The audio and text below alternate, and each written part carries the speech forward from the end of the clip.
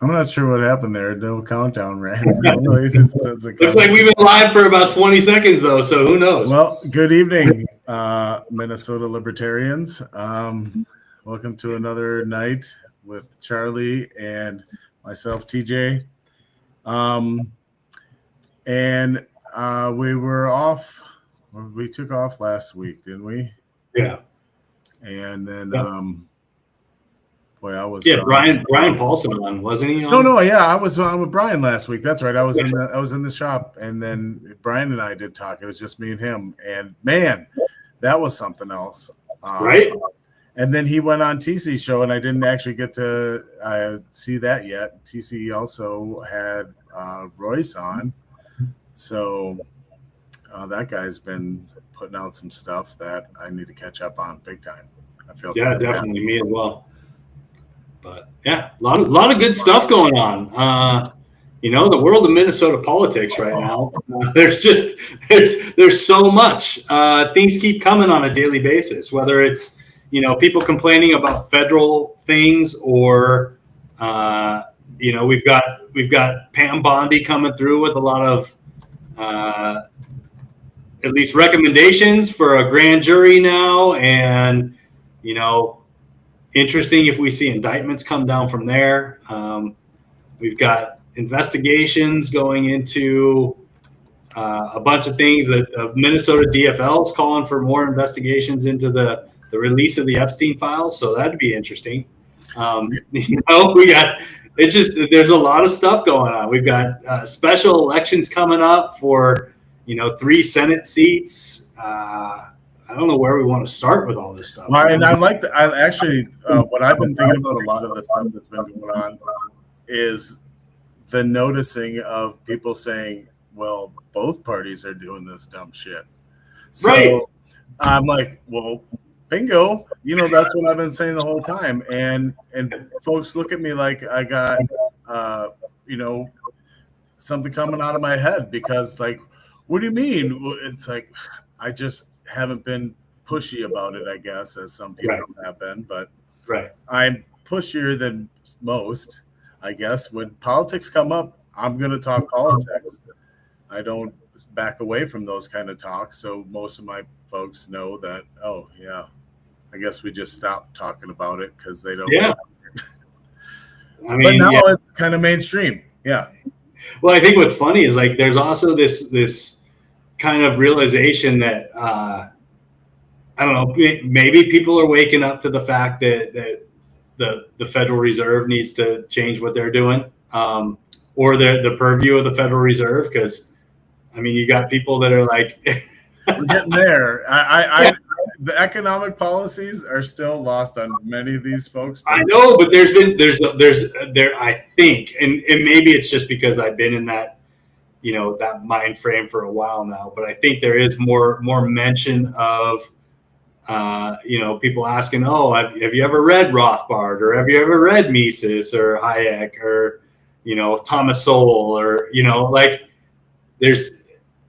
it's interesting because there's maybe, like I said, maybe it's the algorithm that's speaking to me, because like, oh, I know that I'm definitely seeing it like that.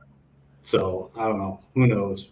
Yeah, I do see, again, like I said, the algorithm, but I see, and I'm part of a group, Good Morning Liberty, the Fed Haters Club, that there's some young kids in that, half my age, but they're still adults, but that are really bright, and I'm pretty. Yeah.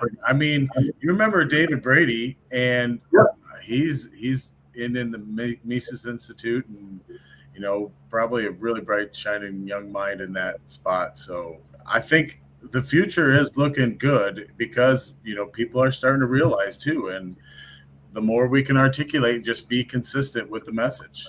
Dave Smith says it all the time on his podcast. You just keep telling the truth, and you're just consistent. It just happens. Right. That's how you build the track record. And well, I think the thing is that people get hung up on you can't be right about everything. So I think at some point you've got to give people some grace to come around and say, yeah, I was wrong on some things. Yeah, That's the tough one that I think every one of us in the LP have come to grips with. We were here on this side, that side at one point, and had to say I was wrong. And I've said it many times on this show that how much of an asshole I was, right winger, dumbass. And I see those guys that are just, and it's like I'm an old man now. Sonny, I was just like you once. Get off my lawn! They're yelling at clouds. Yeah, I ain't gonna be that kind of guy, but it's like, dude, I totally said the exact same words that you're saying 15 years ago and just 8 years ago now, 5 years ago. But well, I think it's an important thing about growth and maturity, right? And just being able to say, hey, man, I have a different perspective. I've got to, I know I'm not right on everything. And I know there's people that are better than I am, but I know I'm confident in what I know right now. And as long as I continue to do my research and speak about things that, hey, I read and, I look at many sides of the argument and I try and draw a logical conclusion to it. And that's the best I can do right now. Yeah. Well, a lot of folks are drawing logical conclusions about the whole kerfuffle going on in Texas redistricting and stuff like that. Boy, are they. Oh, look at the Republicans are trying to redraw these maps. So they just fled. So they do what Democrats do best and just leave and break quorum. So stuff can't get done. And the Democrats refuse to recognize the democratic process, apparently. So that's nothing new to us. And again, this is one of those ones where it's like, they're both guilty of this crap. Absolutely. And yeah, I mean, we're all for democracy until it's against us, right? Like, and then we try to stop democracy and, the will of the people. I don't know. We go through a census every 10 years, right? It's weird, the redistricting now. It seems so obvious. It is totally obvious that they use the demographics and they use, whatever. Yeah. Like you don't get this person at this address voted this way, but you can know the demographics in these areas and know how many votes and meander this way.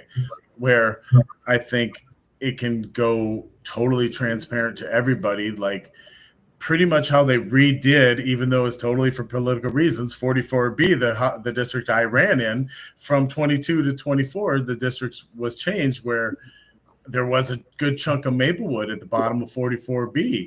And that was a good chunk where I got a bunch of my signatures and all this stuff. It was in the trailer park, but it was just in Maplewood. So they shaved that off and just made the whole North St. Paul and all of Oakdale. And then it's not always going to be possible to just have this town, this town, this town. I absolutely get that.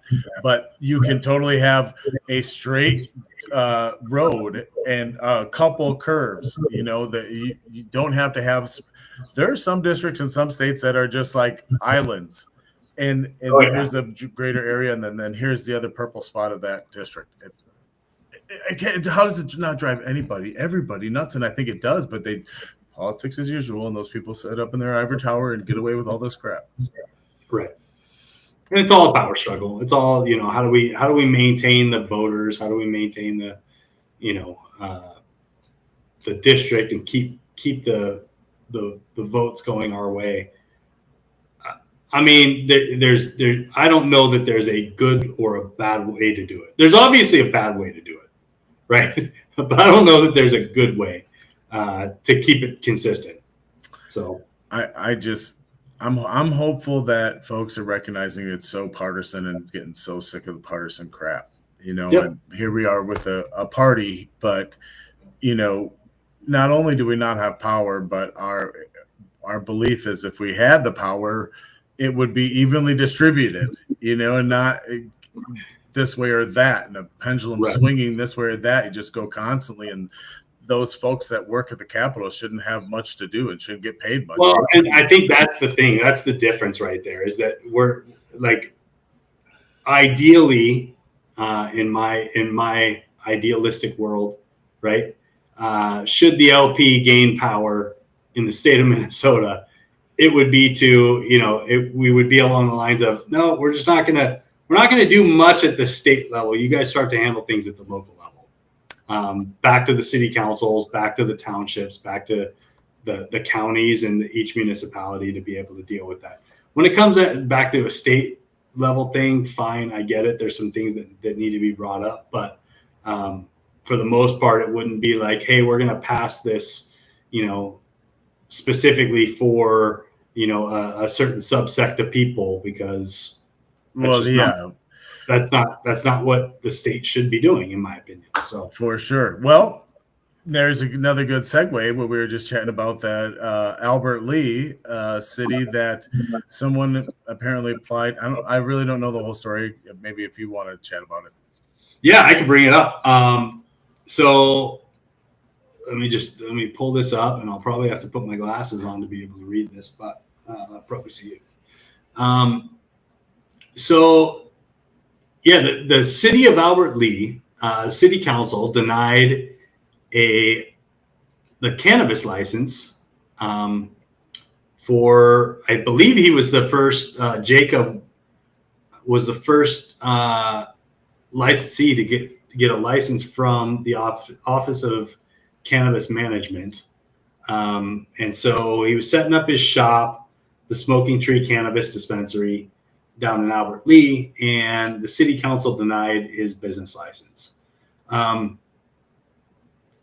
I believe, at least in the report that I've seen, it's against the state law for the city council to do that. However, for local control of business licenses. So it'd be interesting to see how this plays out. I'm assuming that the city council would lose a lawsuit, being that a state law has been put into place. I guess depending on how the law is written. Well, and that's what I'd have to dig into. So it'll be interesting to see how that goes. But yeah, the city council voted 4-3 against registering the Smoking Tree in the city of Albert Lee. So yeah, it appears that the owner is weighing his options right now and looking at a possible lawsuit. But I feel bad for the guy. He's probably been sitting there for a year, building out this business plan. Way more than a year. Oh yeah, man, right. Those guys, if they're at that point right now in Minnesota, I feel like, because I know a couple personally that have their own bags, brands, and everything selling right here in Minnesota, but under the table, just ready to be branded.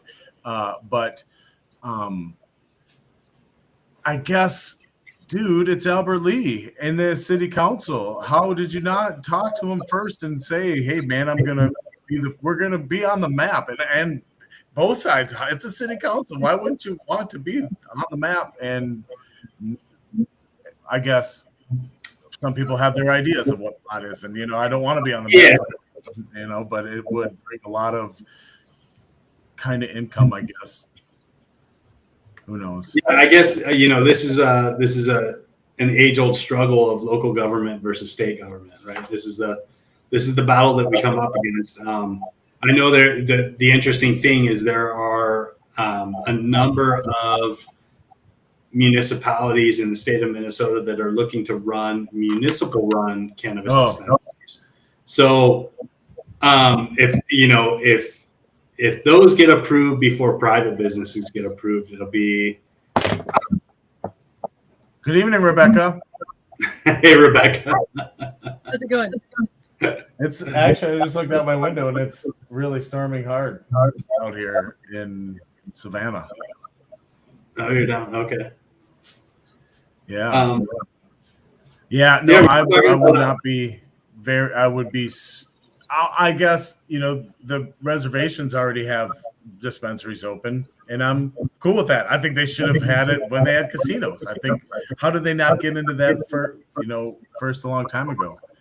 But I feel like the municipalities and those ABC liquor stores and crap, I'm not a fan. Well, because the reservations had the dispensaries like the day after the law passed. The one up here, was prepped to open. The one on Red Lake was prepped to open, just anticipating that the law was going to be passed. Right. And they've been open this entire time. So what about everybody else? Yeah. Why is everybody else different? Well, I mean, even then, we've allowed reservations to do off-reservation business in the state of Minnesota for cannabis. I've seen some of that pass. They can set up shop outside of the reservation. You know what it really needs to be is just people need to start doing it. You know, I've seen those. They've already, remember when they slid in the little 10 milligram crap? So some stores already have it advertised and stuff. So some folks, like, I don't think it's actually legal to sell them, but you can go to pretty much any gas station in California and buy mushroom chocolates with freaking psilocybin mushrooms. Oh, yeah. But it's not like advertising. You got to ask the dude. And he's like, oh, yeah, I got you. Well, it's just so Minnesotan to like take something so simple and overregulate it and screw it up. It's so government to do that. We have to draw tax dollars. Minnesota is particularly good at making it worse. Gosh, I just think we need some folks, and here I am saying, sitting in my chair, go break the law so that you become a martyr or whatever, and it'll snowball into just F it.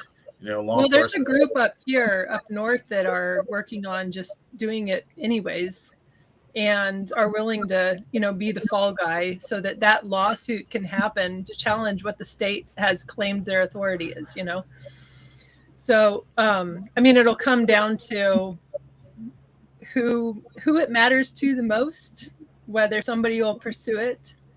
And then I guess we'll see what happens, but it just, I don't know. Yeah. But I know multiple people up here that got licensed to grow, and so if you don't have an outlet where you can sell it, what's the point of growing it? So they must have an outlet to sell it. Well, the way the licensing structure goes is you can have the cultivator's license, right, to grow, but the only way to sell it would be through a distributor. And so the distributors they must have a distributor lined up. Right.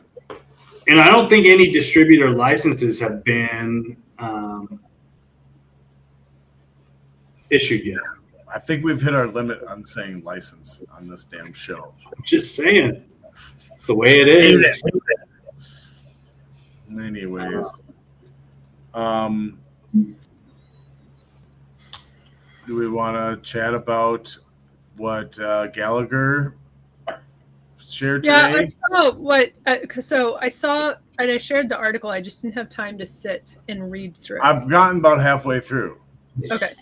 And it's pretty. I mean, he's very interesting. He's a great lawyer, which is two words I never thought you don't normally say that in the same sentence like that in a row.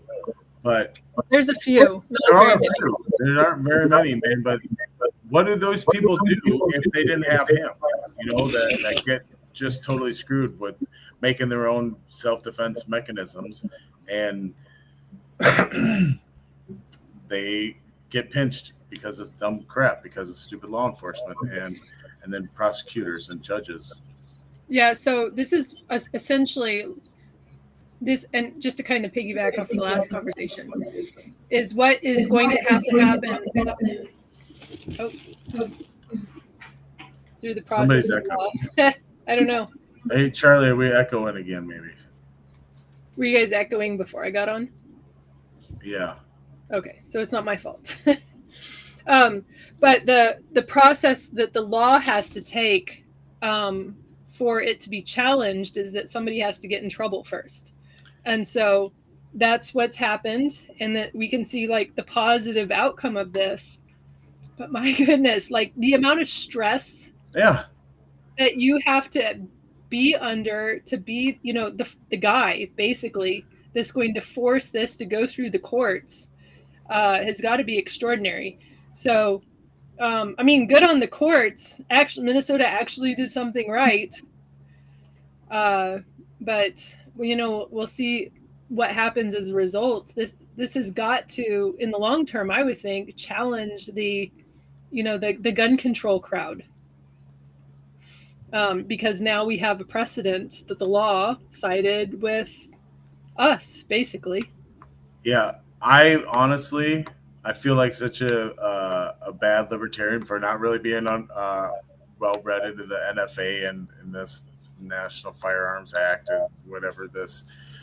How much crap it seems so specific and so dumb. Like it was straight up against gangsters and their sawed-off shotguns and their this and that, and it's like, I don't know.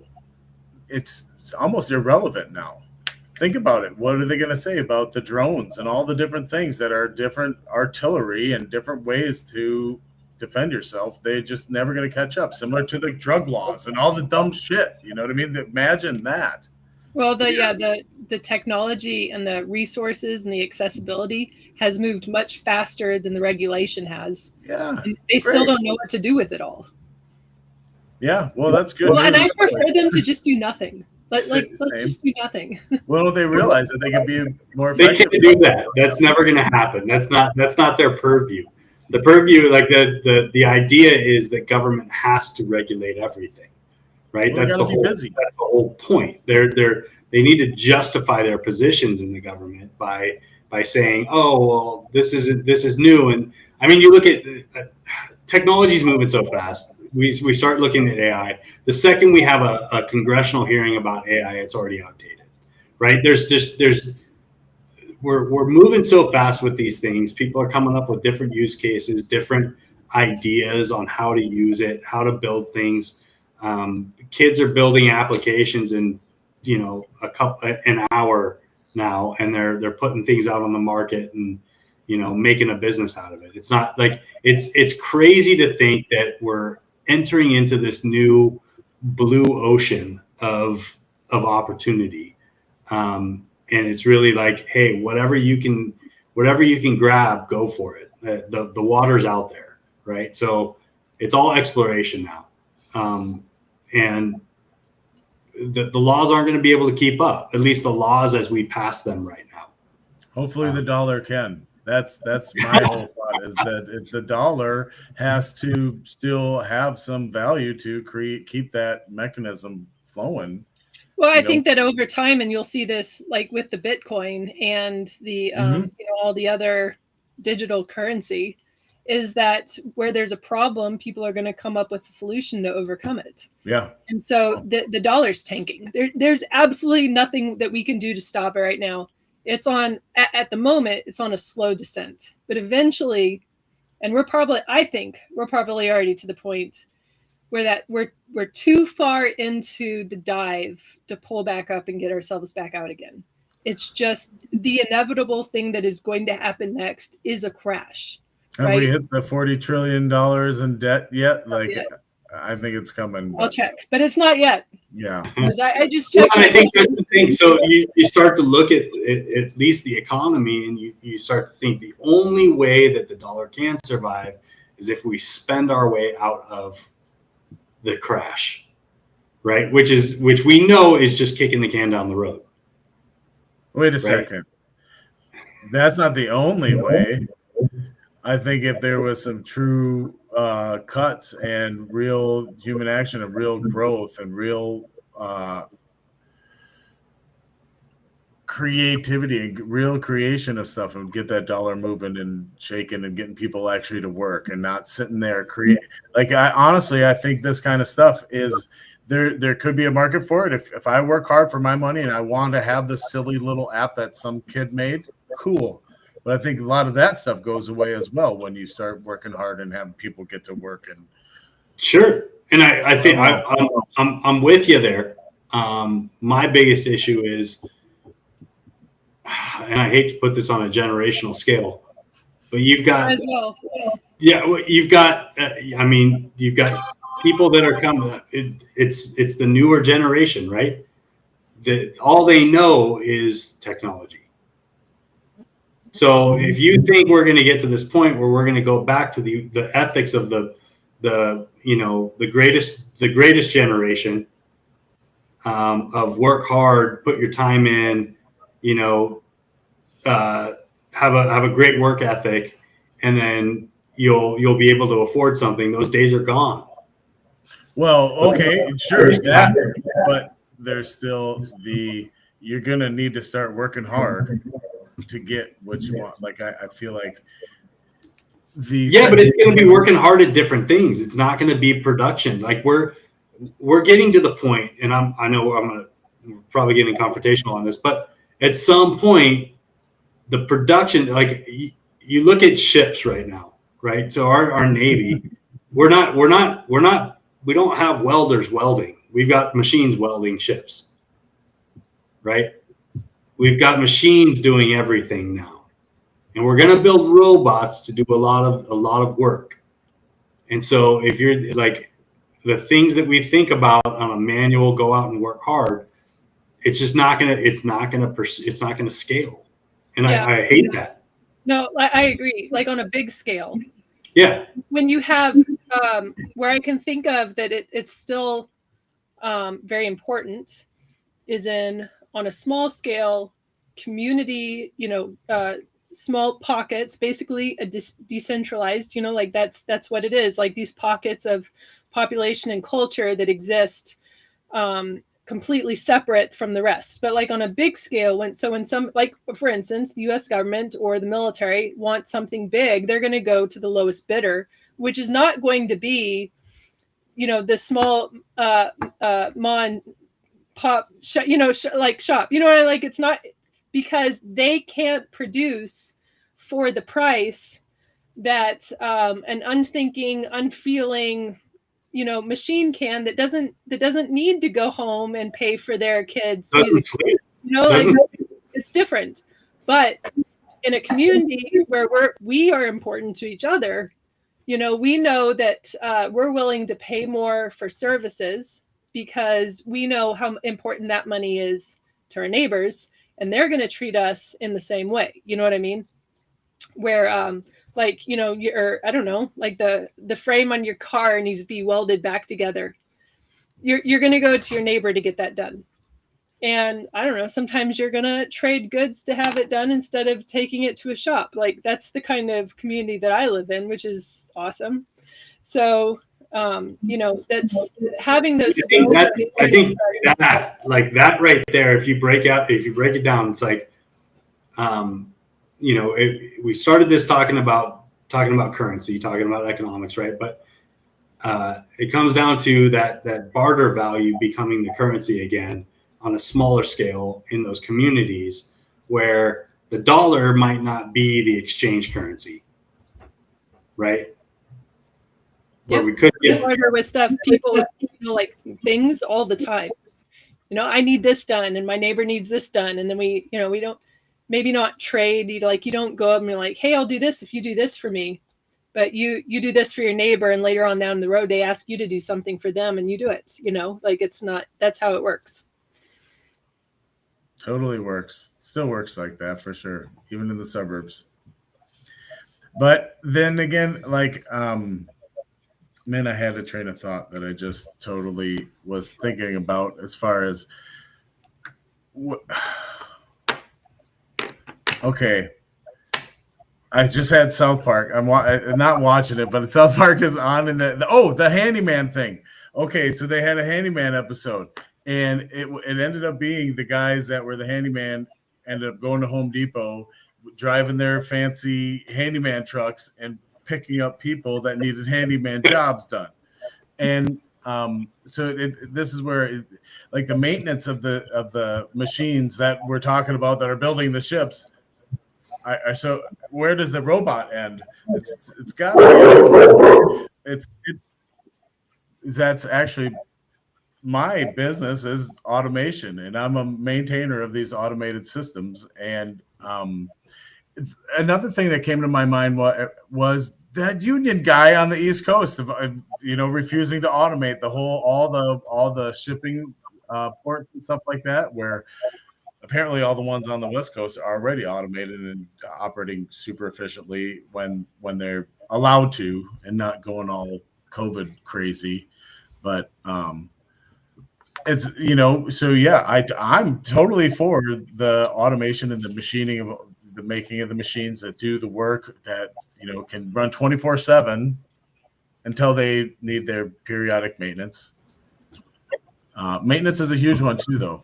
That's the big one that's not in the culture a lot, where it's just throwaway material shit. Well, and I think that's the thing is like at some point those economies of scale will hit, right? And I'm thinking like 100 years down the line. At some point, the maintenance of those things will be more costly than a replacement. It's the way it is with everything. That's the way. Well, that's the way it has Right. been. Well, sure. I think of just like the cars in Minnesota. You don't see a lot of old cars in Minnesota because up here they salt the roads, and over time, through the winter, that causes a lot of rust. So which as a mechanics family is frustrating because the newer cars are a booger to work on because of all the computers and the automated stuff. Like that's there. It's the Fed. It's the Fed. I'm telling you, the something obsolescence, the planned obsolescence. That's what it's called. All this crap. It's all because of the Fed. I know we hate it because it's like I want to just be able to fix ABC, and instead you have like turbos and like all this extra. Right now we're having to replace an engine in an F-150 with a it's a V6. Oh shoot, what's it called? Anyways, so I'm feeling this. Yeah, it's an EcoBoost. Yeah, I got that. Well, how many miles does it have on it? I just got my 2017 Exploder. It's got 85 or 86. Okay, when it starts getting 180, just go ahead and trade it in. That's what I did with my 2016. I just did actually at 180. Mine's at 250,000, which is probably pretty good for an EcoBoost, it needs an engine. But engines like right now and we're getting not like the full retail price because my husband's a mechanic, so we get like the discount. That engine is still costing us $6,000. And it's like a 19-hour job or 22-hour job or something like that. So 22 times $150 an hour plus the parts, which is just extraordinary. So yeah, I'm not a fan of the progression in technology. I know there's some nice things because it's, we can like talk to each other on a computer. That's nice. Well, yeah, sometimes I think about what the hell did we do before email and all this stuff. And I really, when I entered the adult workplace, that's when email started. So it's hard for me really to know. When I was a cook at a restaurant, it wasn't important and it never would have been. But yeah, you know what I think of like when it's like, what did we do before technology? We blew each other up a lot slower. What's up, TC? Lolberts, he's calling us. Don't ignore me. Take off, you hoser. So yeah, I mean email, and when I first in the Navy in 2001, we had right when I got in, there was this DOS-based maintain records and stuff for maintenance and then it upgraded to a Windows-based thing, and it was so buggy and so crappy that it crashed all the time. And then we went to right down to the carbon copy crap. And sometimes it's like, I don't know. When I first joined the Army, our aid station had a computer. It was 32 megabyte RAM, I think, it was for hard drive space. It was very old school. Oh. So the Moore's law, when it came to computers and that kind of stuff, the memory and everything got larger in size for memory, but smaller in size in physical space. It's ridiculous to think of the technology now. I'm done. We're entering into a space, and I work with it on a daily basis. Like building out AI systems is absolutely crazy. I'm telling you, we're entering into a new era of technology, and whatever we thought we knew in the last 20 years is going to be eclipsed in the next 20. It's absolutely probably in the next 5. Yeah, it's absolutely fascinating, scary, but you think just DARPA's just let the floodgates open and just let her? Well, let I think buck? with the everybody now is coming up with agentic AI, right? So we're building out agents to automate menial tasks, and those are going to only get better and better. They're only going to learn more and more. I think I've seen, at least from a tech perspective, in the tech world, we've seen a flooding of what we call data engineers over the past 5 years, right? Most of the kids that have gone through college in a CS degree are looking at data engineering as we've seen it just bloom since 2016. And now the menial tasks of data engineering, like a junior data engineer, can be done by an agent, like an AI agent. So you're gonna have kids that went through CS degrees that are trying to at least get their foot in the door, and they're competing against AI. And it's absolutely it's crazy. It was going to make their jobs irrelevant. Well, yeah, it's going to make a lot of jobs irrelevant. There's going to be a lot of things that are just like, I mean, you look at accounting, you look at basically anything to do with a computer that can be automated now. You're going to be able to build a process around, train an agent to do it, and automate that workflow. It's happening with a lot of marketing. It's happening with a lot of sales. You've got AI widgets that are selling people on products. I mean, now the biggest marketing platform right now is TikTok, right? Where people are making videos and just posting affiliate links to some product on TikTok and making money. And it's like, it's bizarre. It's bizarre because not everybody's a marketer. Everybody's a content creator, which is the weirdest job in the world to me. But if you thought, like when we were growing up playing, Super Nintendo, and we were like, oh, wouldn't it be cool if we could make money playing Tecmo Bowl for, 5 hours a night? And it's like, well, yeah, kids do it now. That's what they do. If you ask kids what they want to be when they grow up, at least 3 of them in the group are going to say YouTubers or something like that. Yeah, Twitch streamers. They can be a Twitch streamer. Yeah. So yeah, which is kind of crazy too. Like the whole Twitch thing that I think Amazon bought Twitch way back in 2008 or something like that. And it was a nothing platform. And then they just turned it into a monster now. That's where they watch other people play video games. Yeah. Yep. And comment, and when I first saw that, watch my kids watch another dude play video games, I'm like, this is weird.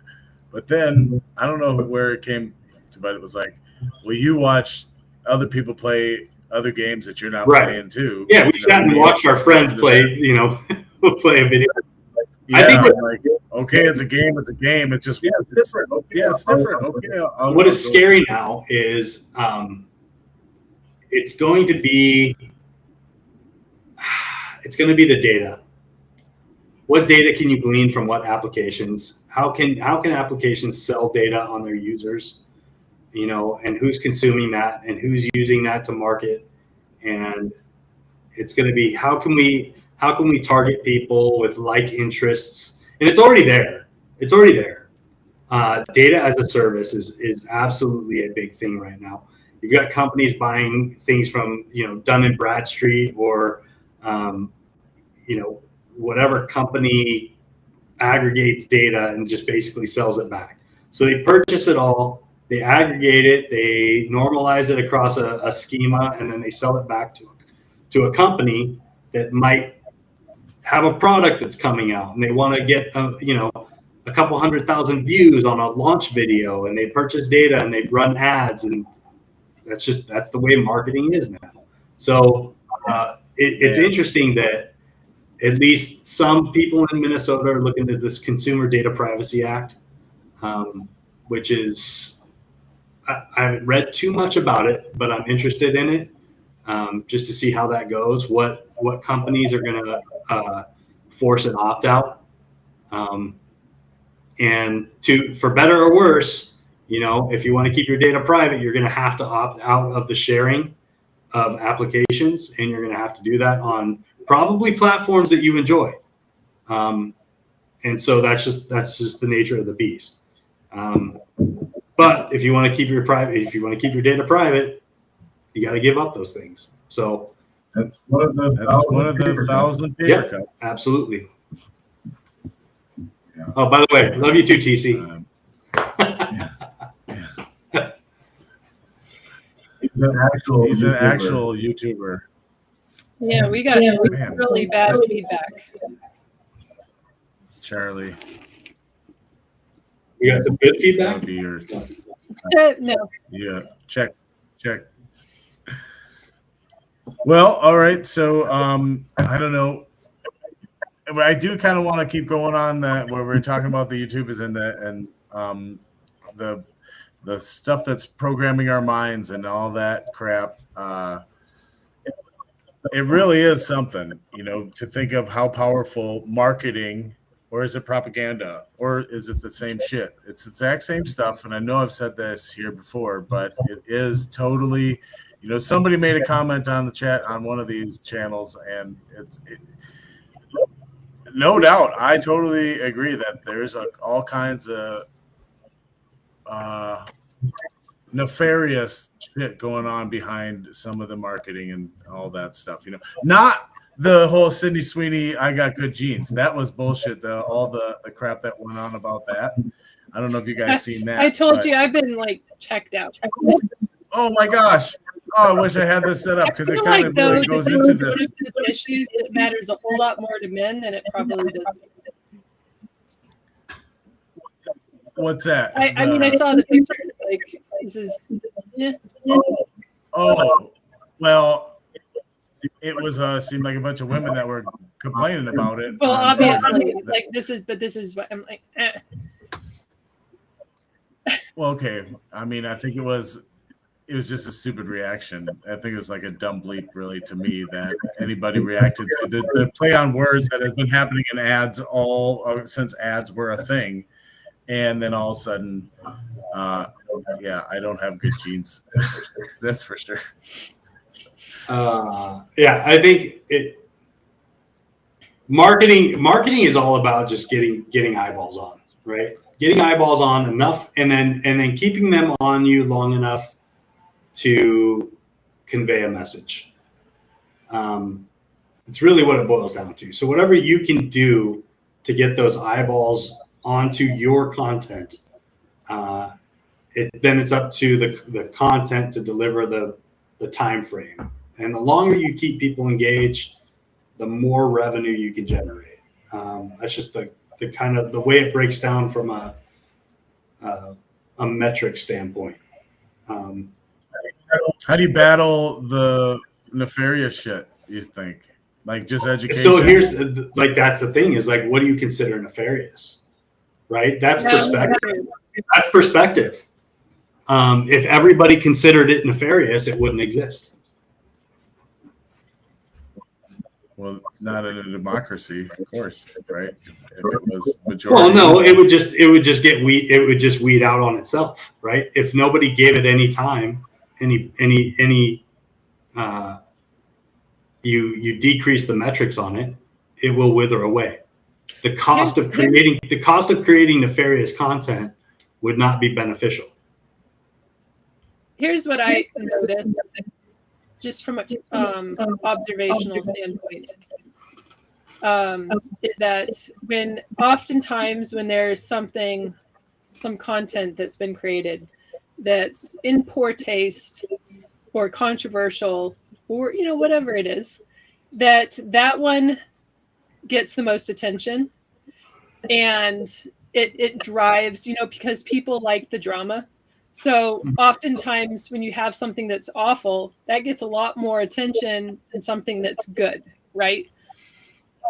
The other thing that I've noticed, and this isn't, maybe it works, maybe it helps this up, But I suspect, and I don't have any evidence actually, like I can't offer you proof right now, but I suspect that there is the same way that AI works with, like boosting other things, that if you had access to AI and you needed to at least make it have the appearances that a lot of traffic is being pushed in your direction for whatever whatever it is that you're doing, that you could create or have AI create all of these accounts that appear as though they're commenting something positive on a product when really that product is very bad, So I used to be the kind of person that would go and read comments about, a product before I bought it. But now I'm a lot more cautious because there are a lot of accounts that just are not real people, but are commenting and driving, like they're literally driving traffic Engagement to something that I'm like, I know, or whatever it is. It's all false.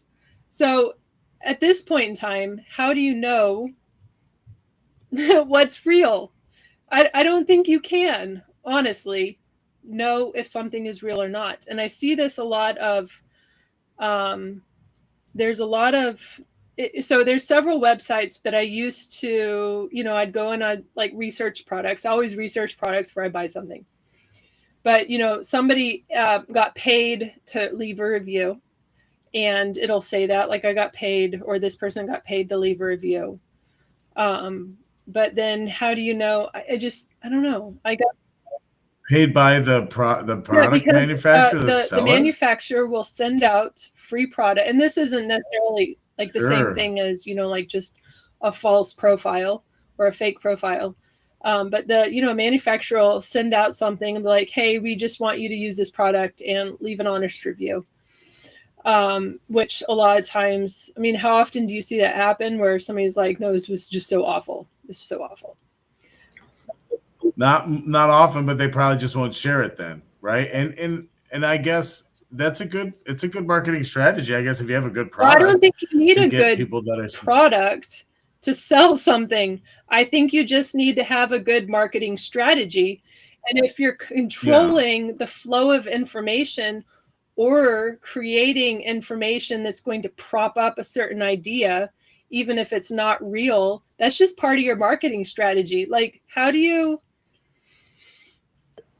That's where it goes back to the education. It absolutely is part of the marketing strategy. It is something that marketers are doing right now. I mean, you look at, we'll swing this back into politics, right? Even just the mention of paying people to attend your rally provides an air of impropriety, right? It negates the value in people's eyes just by saying, oh, these people were bussed in, right? Like, you're skewing the optics, right? You're basically saying, oh, these people are that people are absorbing. Absolutely. I mean, you're gerrymandering the districts. Okay, Texas. All right. Call back. But yeah, no, I mean, it's prevailing in basically everything that we consume right now. That's why you see obscurity in the news, like different perspectives of what's happening, and then you try and negate the opposite side by tearing down their infrastructure of just saying, oh, well, this is happening because of this, and don't trust this coming out of this news source because they're funded by X and X, who knows, or like all these studies that we've got now, or they only exist because they were funded by a proponent of the research that the grant was given to these researchers because they were looking for the right things. Nobody's funding the opposition research. Yeah, don't worry. We researched ourselves and we've learned that we were great.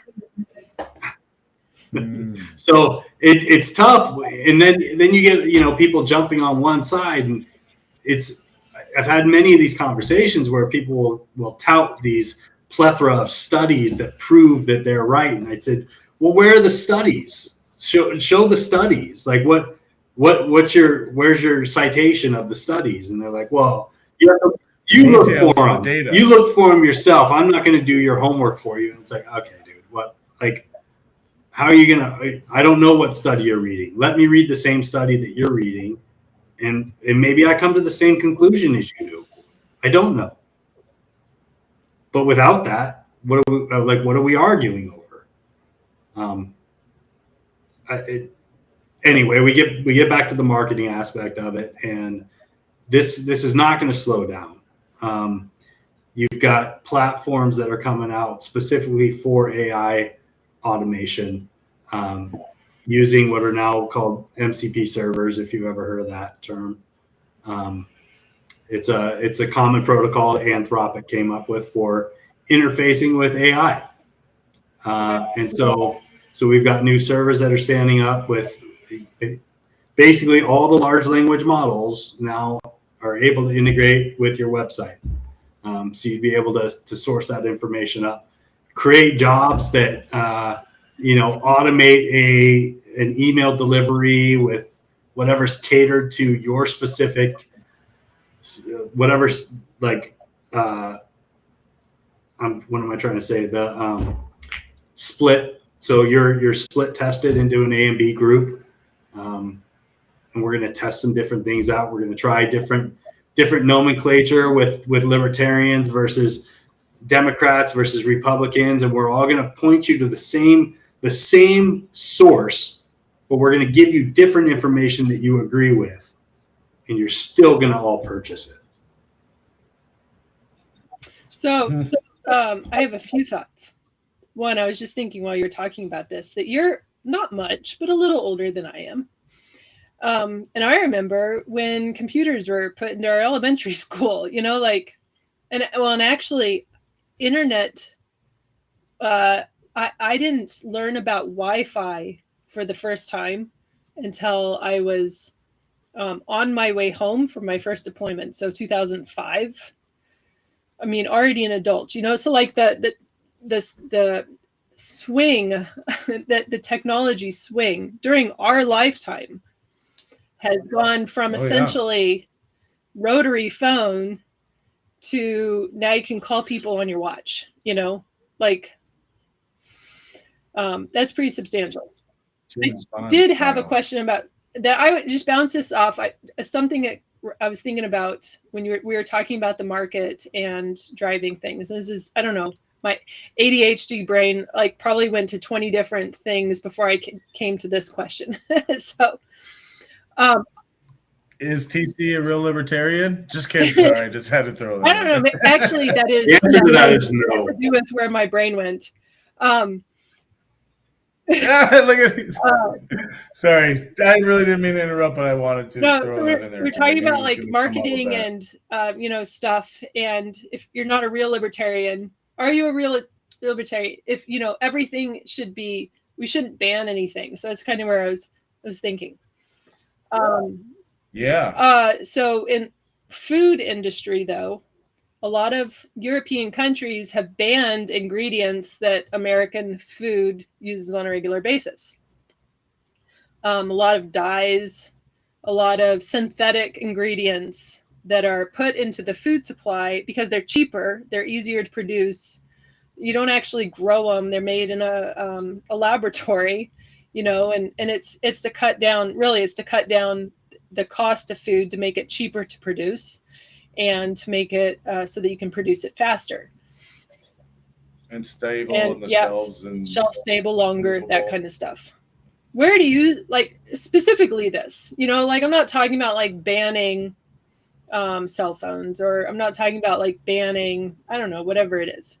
But when it comes to ingredients and the market, we have a population that, even with as much information as we have at our fingertips with just simple Google search, often have no idea or have no curiosity to read the ingredient list on the food that they're buying.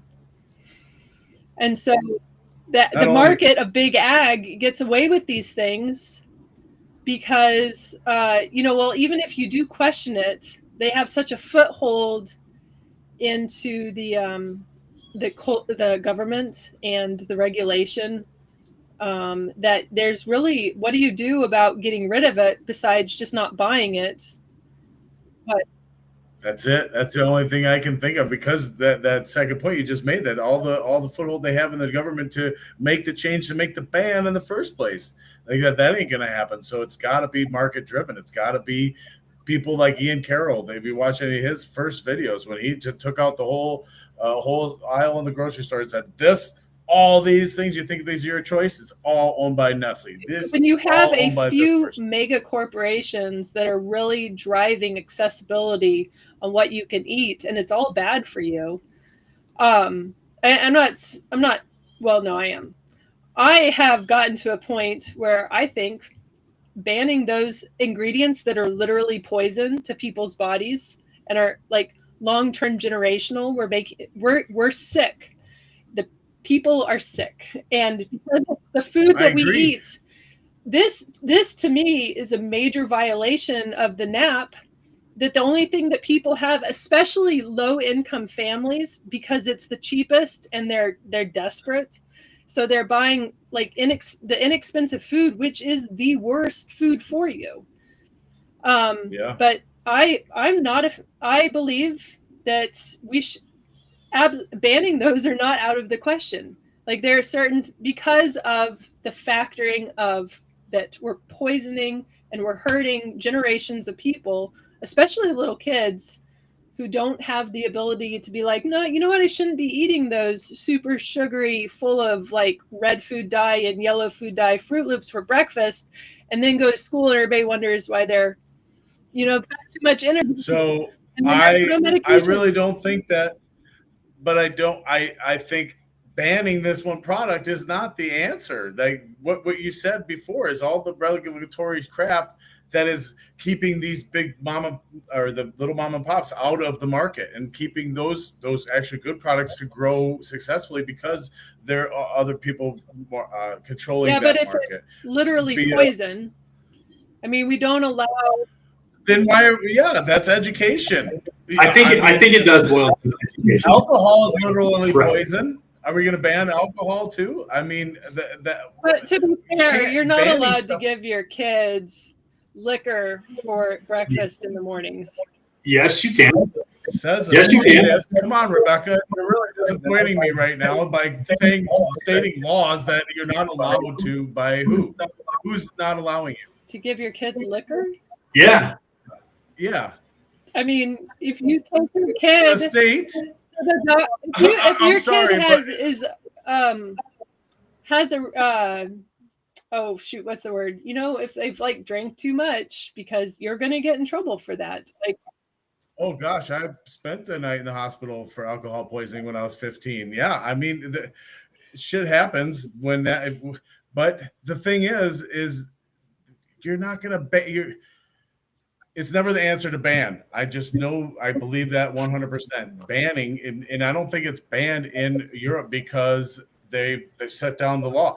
Go through that logically, step by step. Yeah, this is what I do. We got a lobby to have. It's not going to happen, because you would have to lobby the same government that is literally making it possible for all these giant corporations to basically run agriculture and put whatever they want to in the foods. Like, it's not real. So I think I'm going to say this: like, we have a bureaucracy that does that is currently allowing the poisons in. So how do you fight that? Well, right now the only way you can fight it is by not participating. But it doesn't mean that if it were me and I had a magic wand and I was supreme ruler of the world, those ingredients would be gone, because they're just so awful. That's an amazing, gesture. And I will say, to TC's point, yes, you can. There is no law forbidding alcohol consumption by minors under the parent supervision. As a matter of fact, minors can drink in the bar in Wisconsin with their parents. But if something goes wrong with that kid because they drank too much, the parents are going to be held liable. Absolutely, and they should be. Absolutely. Well, what wrong? If something went wrong, that consequence is on It's the parents. Live with that too. That's the consequence. That's life. Like, I don't need the law to tell me the consequence if I fucked up and got my kid in trouble with alcohol. Like, but I think that's the same thing. Is like, hey, we need parents stepping up for their kids again, right? Because the kids aren't buying the junk food. The parents are. The parents. I mean, we have an obesity problem. Yeah, and I think the education.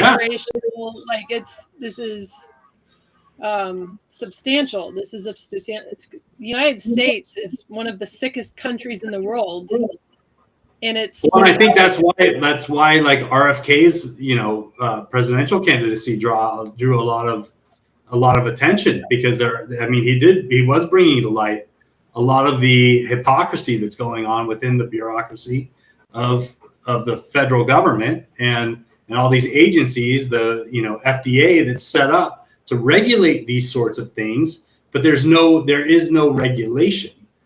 Which to their credit, right? Like it's on people's individual choices to be able to make those decisions. But yet, like the herbal medications, or not medications, because you can't say that, herbal remedies are completely regulated. Like it just, so at the, at some point you have to jump to the conclusion that they're intentionally making you sick by driving poison into the market. How do you not come to that conclusion? I have come to that conclusion. I absolutely agree. I think that the they of the there is the same ones that we'd have to say, ban your shit, ban your stuff. That's impossible. So it's definitely got to be the education down here to say they're poisoning us. And like I said, I really believe Ian Carroll got super popular like he did in the last 2-3 years because of this exact message of how much they're poisoning us and how much we don't actually have choices. He's come out with an app that you can scan, just like this Yucca app that tells you, hey, the ingredients are just a few or whatever. That's a really good one for your health. He's coming up with this one that tells you down to the 1600s or hundreds, like from medieval times, who owned this company or whatever, how far back this money goes. And that's another way to see how much they're poisoning us and how much it's really a lot of the control. And it all comes right back to the marketing crap, right? I mean, this was all where this all stemmed, this marketing to poison us.